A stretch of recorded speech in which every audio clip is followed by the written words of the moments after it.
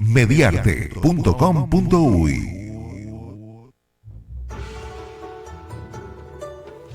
De las muchas mentiras que han urdido, una me causó especial extrañeza. Aquella en la que decían que teníais que estar precavidos de ser engañados por mí, porque, dicen ellos, soy hábil para hablar.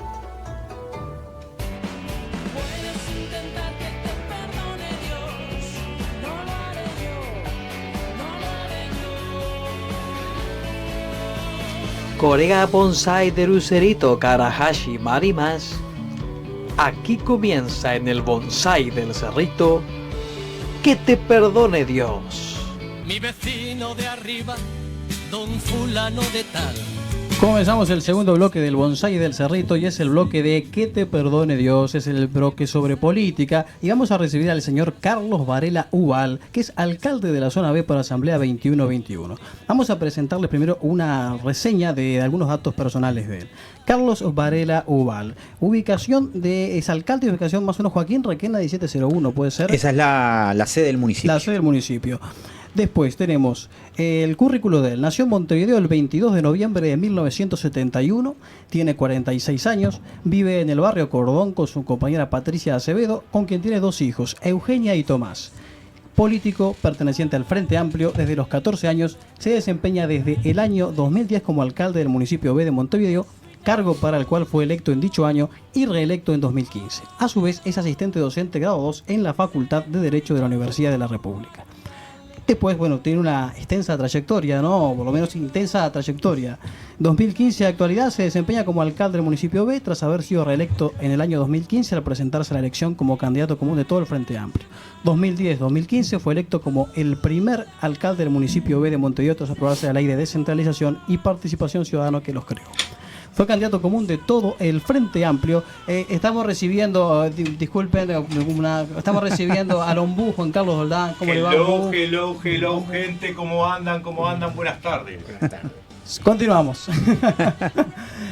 2009-2010 fue presidente del Comité Departamental de Empleo en representación de la Intendencia Departamental de Montevideo, INEFOP. Y seguimos, si vámonos al año 1994, adhiere al sector Asamblea Uruguay 2121. Después nos podemos ir al 85, donde adhiere orgánicamente al Frente Amplio a los 14 años, integrando hasta el día de hoy diversos organismos partidarios como ser Congreso Nacional, Plenario Nacional, Mesa Política, Comisión Nacional, Organización y responsabilidades en la Coordinadora B. Así que tenemos mucho gusto de recibirlo aquí en el Bonsai del Cerrito. ¿Cómo le va, Carlos? Bienvenida oficial al programa. Estábamos hablando fuera de aire, pero ahora ya estamos oficialmente en el programa. Lo primero, vamos a empezar directamente, ¿no? ¿Cuáles pensás que fueron las razones para que el Frente Amplio, por primera vez en 4 elecciones, no alcance el 40% de los votos y pierda la mayoría parlamentaria? ¿Cuál te parece que sería? Bueno, yo creo que no hay una razón, yo creo que hay una multicausalidad. En el cierre del tercer escrutinio quedó en el 39 con algo, casi el 40. Sigue siendo la fuerza política más votada en todo el país, con lo que eso representa, y ni que hablar que en Montevideo y en Canelones supera largamente el 50%, que es donde está concentrado la inmensa mayoría de la población. Las causas, porque me gusta ir a la pregunta en concreto después del contexto. Una, el desgaste de gobierno. Claro. Yo creo que en otras épocas donde Partido Colorado, por ejemplo, gobernó durante años y años, décadas y décadas, la realidad de cómo llega la información ha cambiado radicalmente. Sí, hoy te enterás de las noticias, de la información a tiempo real. Antes, y no estoy hablando tan atrás, estoy hablando cuando empecé a militar, la reunión de la organización, la reunión del comité de base o del baluarte o del local partidario, del partido que sea, era algo vivo porque era la forma que tenías de conectarte con la información política de lo que pasaba. Hoy no termina una reunión y ya sabés lo que pasó en la reunión. Claro. Y muchas veces vas a una reunión sabiendo lo que va a pasar, porque en las previas es todo tiempo real. La gente socializa muchísimo, y los medios de comunicación también se han ampliado y ya no son patrimonio de alguno. Hoy cualquiera tiene un teléfono y ese teléfono tiene conectividad, y con esa conectividad en una plaza, en mi casa, en el trabajo, me bajo la información, sé lo que está pasando. Entonces, Ser gobierno 15 años es como haber sido en otra época gobierno 50 años. Claro. Porque Claro. los errores se amplifican. Las cosas que faltan se amplifican de una... Llega la noticia a todas Llega la noticia a todas partes, partes. Y llega la noticia de lo que me interesa y de lo que no me interesa. O sea, se Exacto. comunica todo. ¿Y eso está mal? No, eso está fantástico. Porque eso habla también de una transparencia en la gestión de la cosa pública. Y bienvenido sea que la gente conozca. Creo que inclusive nos falta más. Nos falta salir a veces de ese ombliguismo en el cual vivimos, que es importante lo que me pasa a mí o lo que me importa a mí, y del resto, bueno, sí, pero eso no me interesa. No me interesa ahora porque no estoy en esa situación, pero mañana me va a interesar. En cuanto a transparencia, ¿qué decís? En cuanto- El micrófono, Juan. Perdón. En cuanto a transparencia, dices, el Frente fue uno de los que promovió la publicación y el acceso a la información de Eso. cualquier ciudadano. Exactamente. Hay leyes que son muy modernas, que van de la mano de la posibilidad que un ciudadano acceda a información. O sea, no solo la que que se tapa. institucionalmente uno está obligado a publicar, y que en última instancia no hay organismo público, podrá haber alguno, perdón, los absolutos nunca son buenos, pero la mayoría de los organismos públicos tratan de comunicar todo, tenerlo todo en línea. Claro. Capaz que en algunas páginas son más engorrosas que otras de conseguir la información. Pero si esto no fuese así, nosotros como ciudadanos tenemos el derecho al acceso a la información pública. Es presentar una nota y el Estado, y esto es creación de voluntad política, el Estado está obligado a proporcionar esa información. Entonces, eso habla de la transparencia. Entonces, ese es un elemento. Entonces, el otro elemento creo que va de la mano, y esto es una autocrítica, de el proceso de las transformaciones. Obviamente hay que ser autocrítico y saber que hay cosas que no se lograron hacer, que se pretendían hacer, otras que la realidad es más porfiada Ujú, de claro. lo De que los uno sueños. quisiera, de los sueños, y te obliga a no hacer algunas cosas por más que quieras.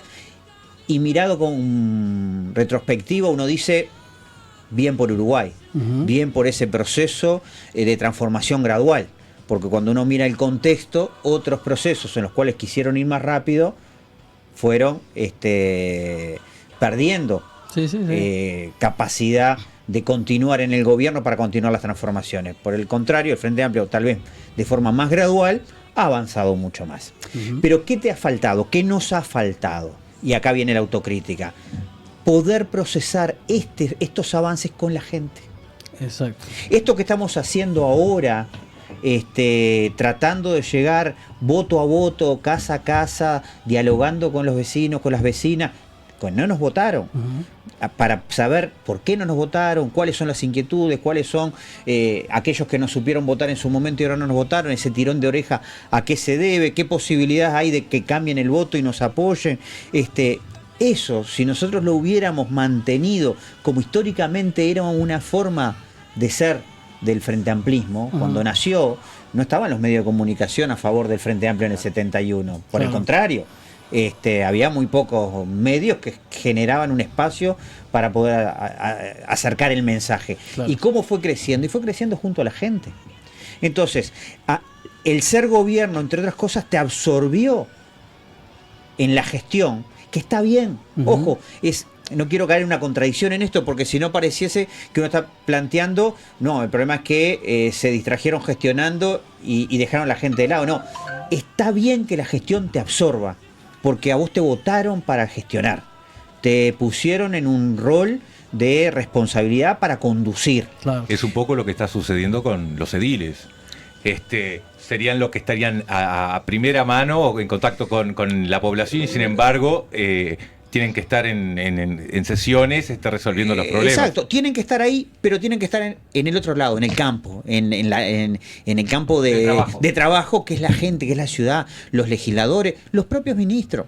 Ojo, y se ha hecho, pero me parece que si hay algo para aprender hay que hacerlo más. Hay que institucionalizarlo, no en la macro rendición de cuentas. Nosotros, por ejemplo, en el municipio, Ujú. nosotros por ley estamos obligados a una rendición de cuentas anual.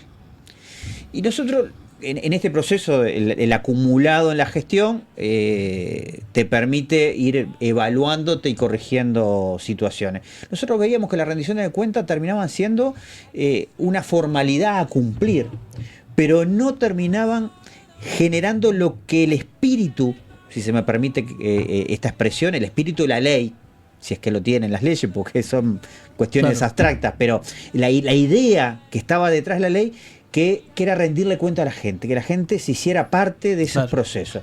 Entonces, ¿qué sentíamos? Que nosotros, un día, 2, 3 horas, hacíamos una disertación de un año de trabajo donde mostrábamos con medios técnicos cada uno de los pesos en los cuales se nos habían asignado para la gestión, en qué se había gastado, cómo habíamos cumplido los compromisos asumidos el año anterior con la ciudadanía, en las áreas temáticas, en los barrios y demás. Ahora, eran para esas 400, 500 personas que estaban en el auditorio. Claro. Y después lo que uno pudiera procesar en el marco de las redes, que llegara a alguien más. También hubo cabildos abiertos. Por eso, a esos cabildos abiertos me estoy refiriendo. ¿Qué hicimos en los últimos años? Dijimos, no, esto no alcanza. Claro. Esto hay que hacerlo porque dice la norma. Y es la presentación macro, pero tenemos que ir a lo micro. Tenemos que hacer esos cabildos en los barrios. Porque si yo soy del Parque Rodó, y a mí me hablas de que en Ciudad Vieja hiciste todas las veredas nuevas, las rampas de accesibilidad, cambiaste las luminarias, hiciste la plaza tal y cual, generaste estas actividades culturales, se desarrolló una movida gastronómica que beneficia e incentiva el turismo local, bla, bla, bla. Y en el Parque Rodó me dice, sí, está todo bien, te aplaudo, pero ¿y yo? Claro. Porque en lo macro vos planteás la generalidad. Entonces, en lo macro vos decís, invertimos 30 millones de pesos en el arbolado este año y 29 el año anterior, hicimos tantos cortes de raíces, hicimos tantas podas, hicimos tantas plantaciones. En espacio público invertimos 35 millones, hicimos la plaza tal cual.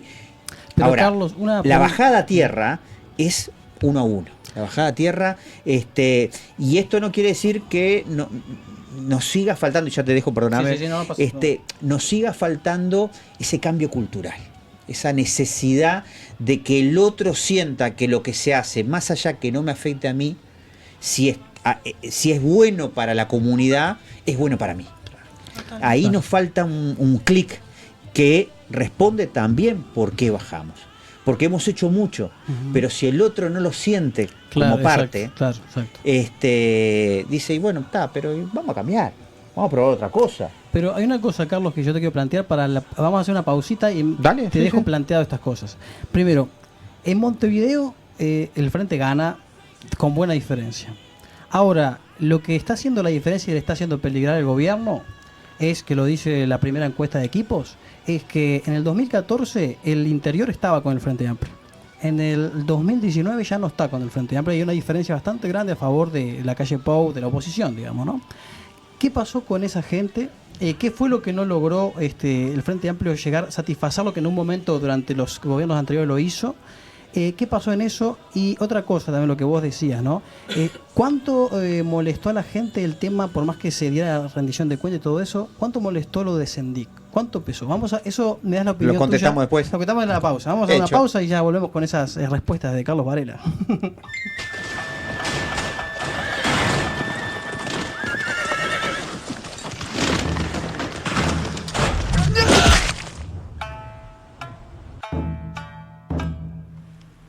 Bonsai del Cerito.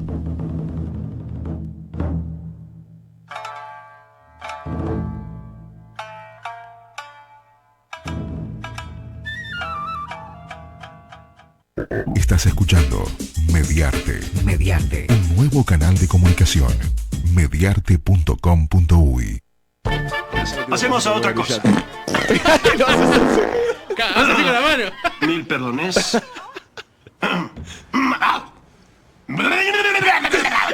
Eso es genial, boludo. Sigue.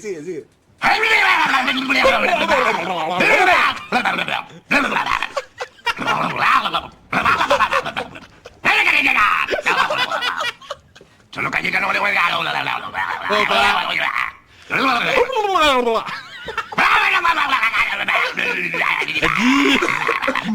Se nos quedó Pablo, ¿vale? A todo caca, popó. Tengo muchas ganas de hacer pipí.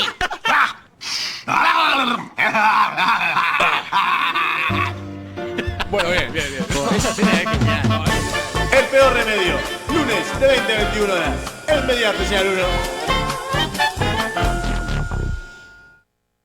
El componente más importante de una cámara está detrás de ella. Esta frase de Ansel Adams, uno de los mejores fotógrafos de la historia, nos muestra la importancia de la persona que le da el clic al botón de la cámara. Para que tus fotos registren tus momentos más inolvidables, te recomiendo que llames al 099-365-577, el número de Rafa Chagas. Él te mostrará tu mejor versión. Nos adelantamos en la evolución radial para llegar donde vos estás. mediarte.com.uy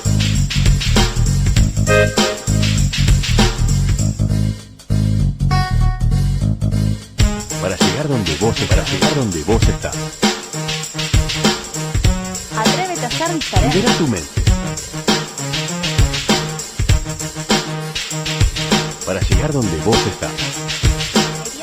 mediarte.com.uy Testimonios reales de alumnos que ya cursaron en Taller de Radio. La verdad que fue un muy buen curso. En realidad hicimos mucha práctica, que es lo importante. Práctica. Aprendí un La verdad montón. me pareció muy completo. Totalmente mis expectativas. Alguien que estudió comunicación hizo la carrera, me parece que este curso abarcaba algunas cosas que en la carrera te dan como muy En mi limitadas. caso, que estudió comunicación, era lo que estaba Creo buscando. que el curso te abre todas las puertas. Para mí el curso estuvo espectacular. Ellos son nuestra mejor publicidad. Ahora te toca a vos. Locución, edición de sonido, operador de radio, conducción, DJ, producción, taller de radio, instalaciones y equipamiento profesional, clases prácticas, docentes con años de trayectoria en el ámbito profesional. info@tallarderadio.com 2707-7130. mediarte.com.uy.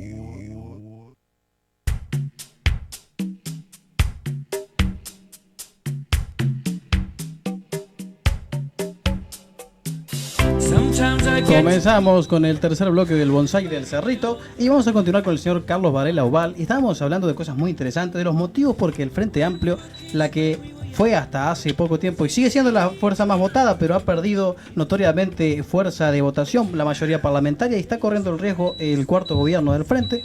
Estábamos hablando de los motivos y yo le preguntaba el tema del interior. Una de las cosas que hizo ganar al Frente fue el interior. ¿Qué pasó entonces, Carlos, que ahora en la última encuesta de equipo se ve una diferencia muy grande? Montevideo sigue teniendo un baluarte, sigue siendo que gana, Montevideo tiene además en otras manifestaciones, todo, pero ¿qué pasó en el interior? Sí, a ver, yo creo que la encuesta de equipo no es mala.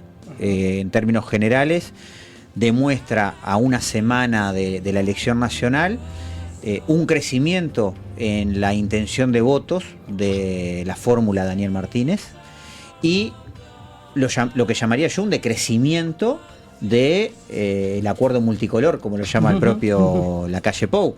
En tanto, hace un razonamiento mecánico, porque acordamos las cúpulas partidarias, nosotros vamos a tener 50 y tanto %.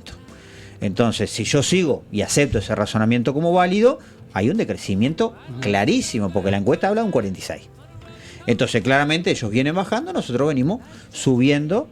En tanto, creo que el uruguayo, si bien no es gran participador en política, sí en participación general, es activo, no tanto en política, entiende la política y entendió que lo de octubre es una elección parlamentaria. Y entre otras cosas nos dio un tironcito de oreja con el tema de la mayoría parlamentaria. Había gente que te decía, yo no quiero que tengan mayoría parlamentaria, yo quiero obligarlos a ustedes a sentarse a discutir, a construir. También eso responde a un ideario que había generado y creado de que el Parlamento todo salía por esa mayoría absoluta, que no había diálogo. La mayoría de las leyes, más del 80% de las leyes se aprobaron con mayoría de varios partidos. No unanimidades, pero sí mayorías que incorporaban varios partidos. El tema es que a la opinión pública le llegan las leyes conflictivas, las de mayor discusión. Entonces, allí tenemos un elemento. Claramente en el interior hay mucho para ganar. Hay espacio. ¿Por qué? Porque bajamos un 20%. Sí, sí, sí. Pero en Montevideo bajamos un 5, lo cual representa también que cualquier punto acá en Montevideo que uno recupere de eso que bajó, pesa mucho. Aparte, una cosa es recuperar gente desanimada que pasó a otros, y otro es la gente que decididamente estaba apoyando al Partido Nacional y que de repente para el balotaje no le interesa, y ahí sería el doble.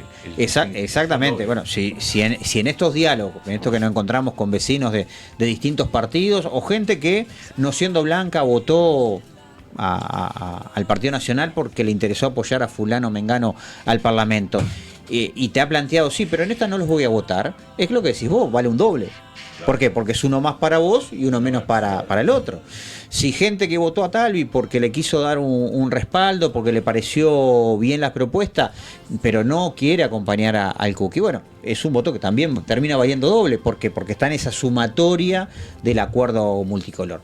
Yo creo que acá las grandes cartas credenciales que tenemos nosotros es que la gente sabe a dónde vamos. Tenemos un programa y tenemos 15 años de gestión de gobierno en el cual hacemos autocrítica de las cosas que no hemos hecho bien, y acá voy a lo que tú decías, cómo procesamos el tema Sendic. Afectó, sin duda afectó, porque es parte de lo que la gente te dice. Pero ¿cuál es la diferencia? Nosotros hicimos renunciar a un vicepresidente. Claro. Demoramos mucho en ese proceso porque fue un proceso garantista en términos mientras buscaban el diploma. Bueno, hubo una sumatoria de errores allí en el camino, pero se le hizo renunciar. Claro. Y no voy a hacer un rastreo histórico de otros hechos, claro, pero me voy a quedar con el de Moreira en Colonia. Sí. Se le expulsa del Partido Nacional porque es una semana antes de la elección. Pero cuando la Junta Departamental se quiere reunir para votarle el juicio político, porque no es solo el tema de la parodia o todo este tema de la discusión, si era pareja, si no era pareja, el lenguaje, si es adecuado o no adecuado. Más allá de eso, había una parte del audio que habla de abuso de funciones. Claro. Yo renuevo pasantías en función del poder político que tengo. Claro, claro. Entonces ahí hay un tema para analizar, para discutir más. Pero el Partido Nacional no está dando los votos en la Junta. Venía a compensarme personalmente, dijo. ¿No? Exactamente. Ahí está. O sea, podía transformarlo eso. Y después sale el otro audio además. Entonces, claramente hay una diferencia de actitud. Obviamente hubo una exposición mediática muy larga, muy mal manejada desde nuestra propia fuerza política. Obviamente el adversario lo utilizó también en el juego político, y eso no lo critico, es parte del juego político. Claro. Que nosotros nos demoramos, tal vez que sí, pero que tomamos decisiones también. Hay una cosa importante para ver, ¿no? ¿Qué actitudes toma un partido cuando ve que hay un gran error por alguien que está empoderado con, digamos, esa intocable, los intocables por ser legislador, ¿no? O pertenecer a una élite política que no se le puede tocar como un ciudadano común. No. Pero a lo que voy es que de la importancia que llega a tener el balotaje es para saber que el Ejecutivo, que puede vetar una ley, que puede declarar leyes de emergencia o estado de emergencia, va a depender entonces de la persona que se está votando. Ya no estamos hablando de la representatividad, si acá está repartido o no. El Poder Ejecutivo, amparado por la Constitución, puede llegar a vetar cantidad de leyes. Bueno, ahí tenemos, a ver, cuando dice, ustedes no pueden gobernar, no pueden ganar porque no tienen mayoría. Bueno, ahí hay una primera contradicción. Nos pedían a nosotros mayor diálogo, mayor articulación. Están dando por hecho que nos van a avasallar con esa mayoría que construyeron. Primera contradicción. Segunda, si su coalición fuese tan segura, tan certera, que la historia demuestra que las coaliciones terminan durando un año, 2 años, y podemos ir al raconto histórico, no duran mucho más que eso, que terminan todas divididos. ¿Por qué una ley de urgencia? ¿Por qué plantea el candidato a la presidencia por el Partido Nacional presentar una ley de urgencia que seguimos sin conocer el contenido. Ayer lo escuchaba que declaraba que va a ser después del 24 que va a presentar el contenido. ¿Qué hay ahí adentro? ¿La forma de bajar los 900 millones de dólares que dijo del presupuesto? ¿Cómo lo va a hacer? ¿Va a recortar beneficios? No sé, no quiero prejuzgar, pero ¿por qué no nos la muestran?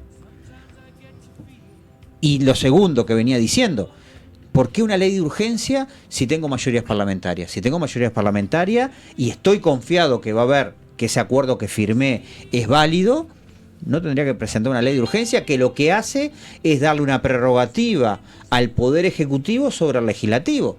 ¿Por qué? Porque le estoy poniendo plazos al Legislativo para que me apruebe, que si no los aprueba en esos plazos, tácitamente, el silencio implica aprobación ficta. Exacto. Tácitamente el Parlamento le está diciendo al Poder Ejecutivo, sí, apruébese. Entonces, claramente no estoy tan seguro que esa coalición funcione como coalición. Entonces, insisto, nosotros somos certeza, nosotros podemos marcar el rumbo hacia dónde queremos seguir avanzando. Lo otro nos plantea mucha incertidumbre, muchas dudas y mucho miedo, porque sinceramente las declaraciones de algunos legisladores de Cabildo Abierto me preocupan en términos humanos. Las expresiones del día de hoy de un legislador que puede tener la opinión que quiera tener sobre la ley de interrupción voluntaria del aborto, lo que no puede decir alegremente es que la mujer se haga cargo del hijo si le gustó tener relaciones. Me parece que es una falta de respeto a las mujeres. Totalmente. Me parece que no pasa por ahí la construcción. Carlos, usted sabe una cosa, que eso pasa mucho también en la salud, y es una cosa que quizás, y eso tiene un poco de responsabilidad también el Frente, en el sentido de, el Frente, no toda la sociedad, pero le pasa, las mujeres lo saben, que a veces van embarazadas y le dicen, bueno, ¿te duele? ¿No te dolió cuando hiciste aquello? Bueno, y eso lo dicen. A mí me pasó cuando tuve a mi hijo, sí. Es de una inhumanidad, claro. La expresión. Una cuestión de falta de empatía por el otro. Por ejemplo, ahora hay unas cosas que vienen algunas críticas que le voy a dar esta pregunta.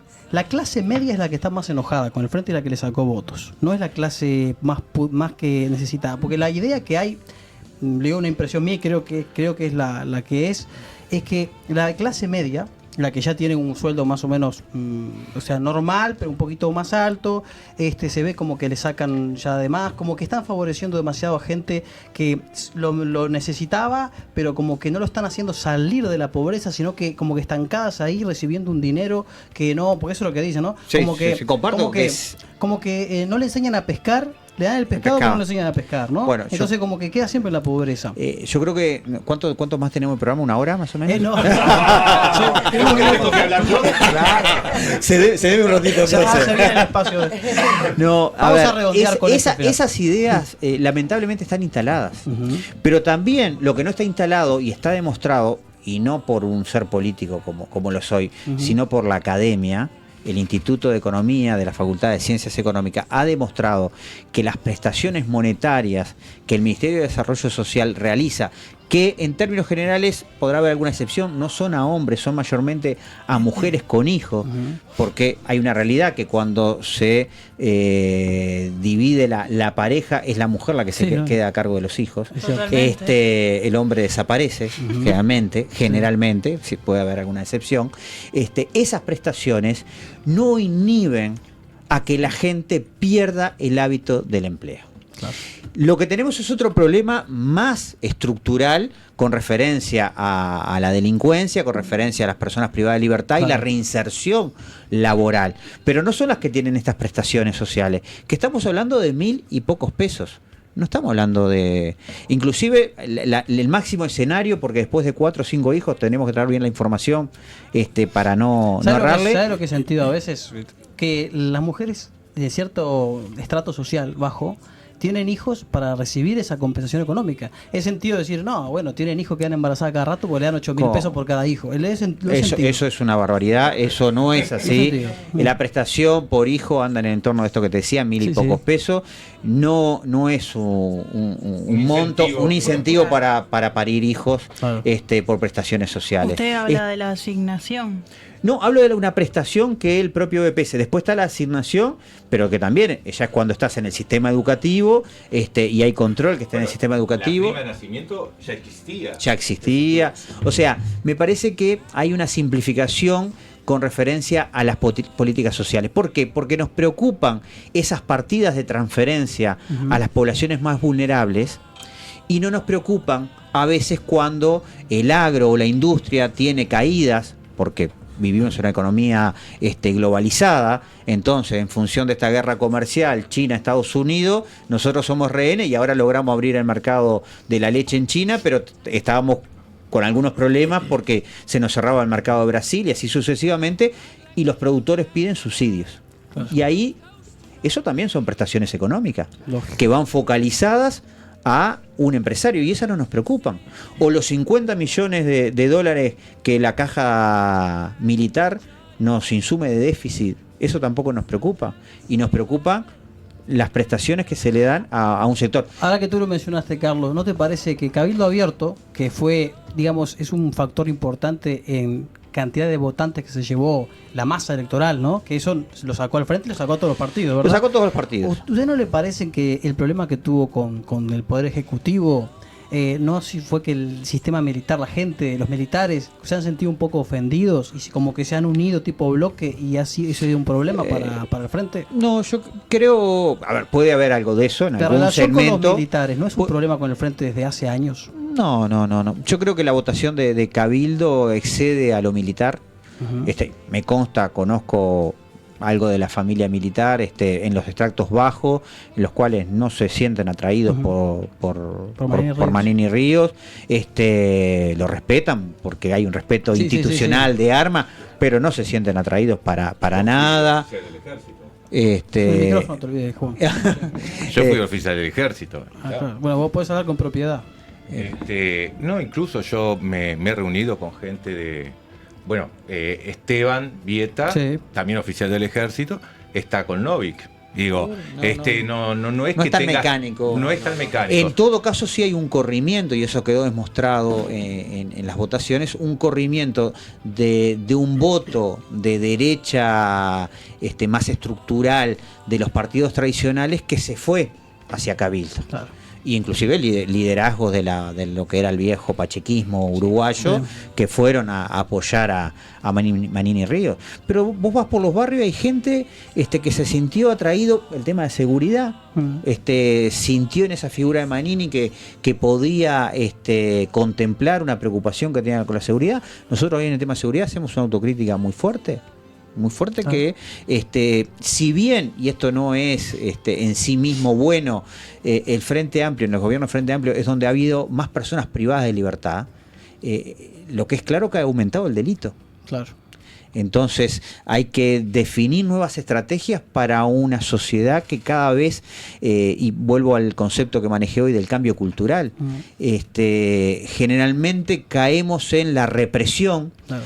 Y ahí es una de las críticas, y tenemos que trabajar mucho más en la contención del núcleo familiar, de la reinserción del que fue privado de libertad para que vuelva al núcleo familiar, para que se reinserte al mundo del empleo, del trabajo, porque si no vamos a seguir reproduciendo Carlos, este sistema. Vamos a ir terminando con alguna pregunta del panel del jardín que si quieren preguntar. Antes, te acoto algo. Hay mucha gente que ese tema lo que le molesta es como que al frente lo ve demasiado blando, en el sentido de que siempre pone esa excusa de decir, bueno, es porque les faltó buena educación de chicos.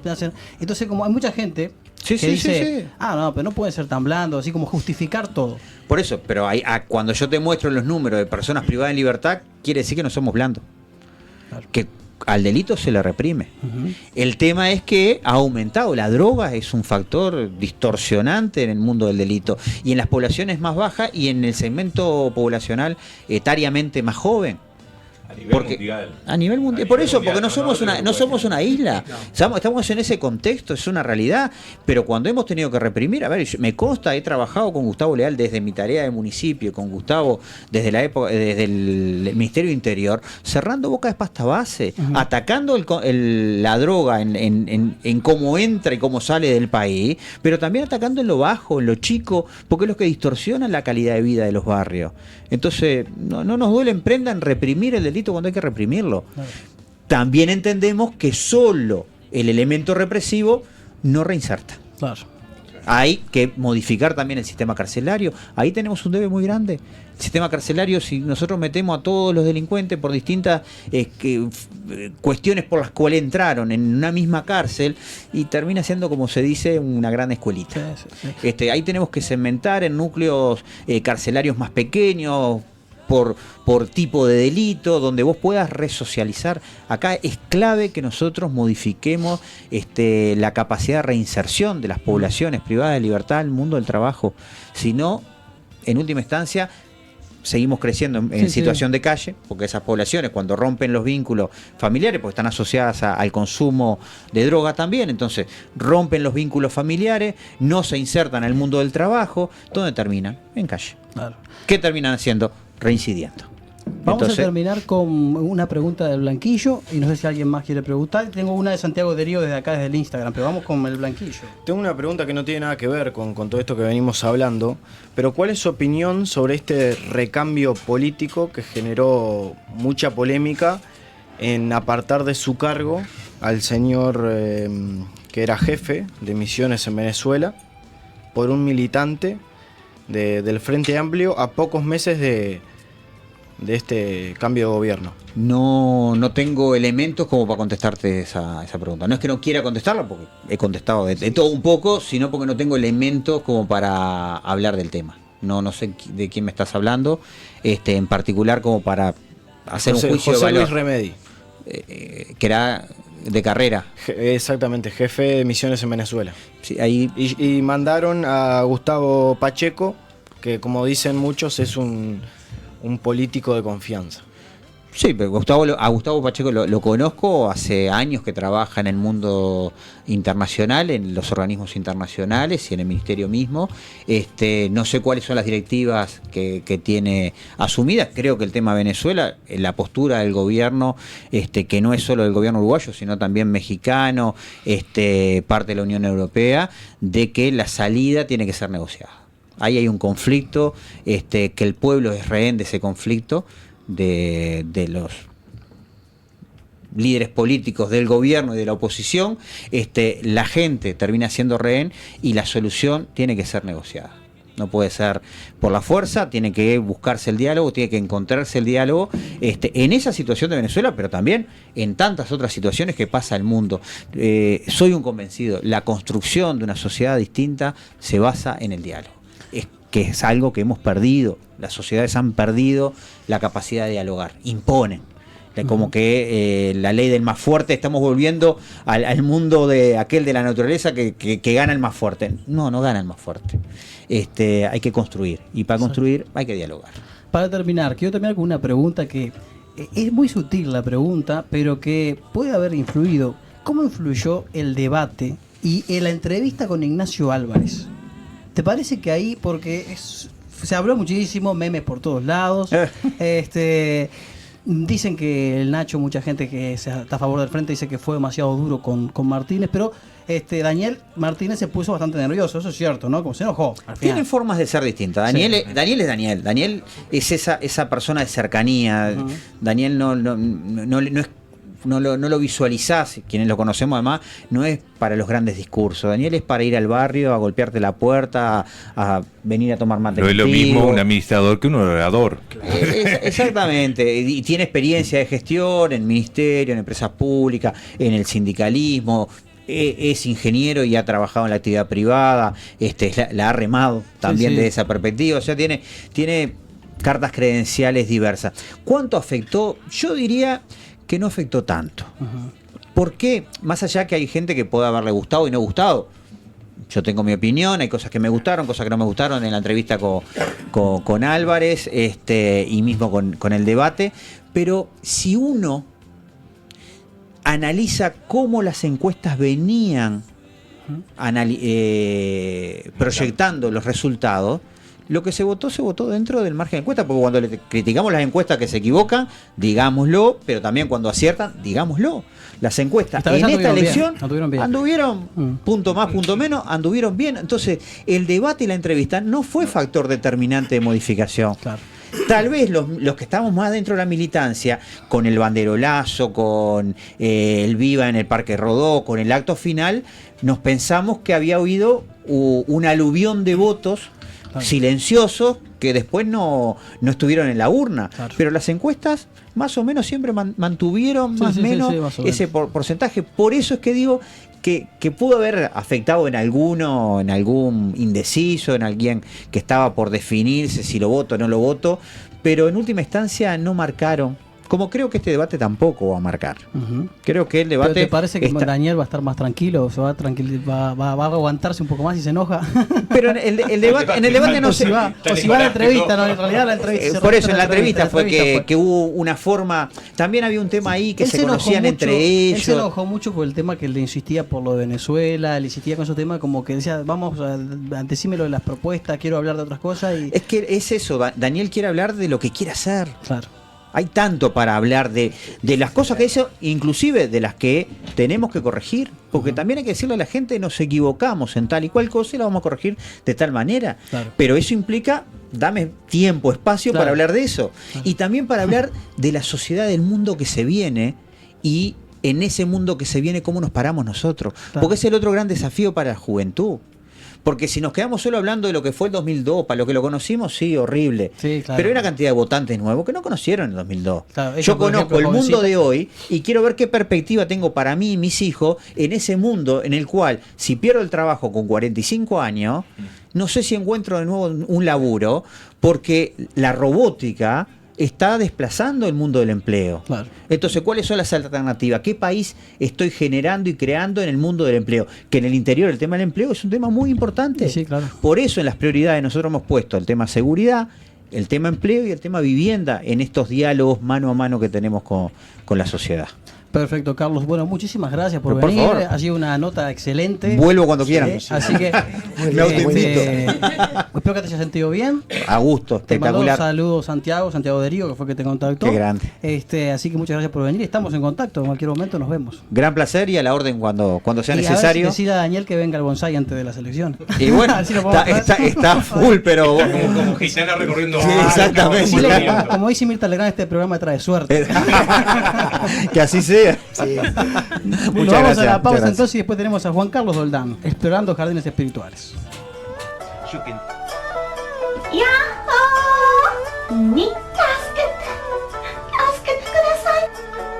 あなたが聞いている EL ボンセールデルセピとメリアートのシグナル1。Estás escuchando el bonsai del Cerrito por señal 1 de Mediarte.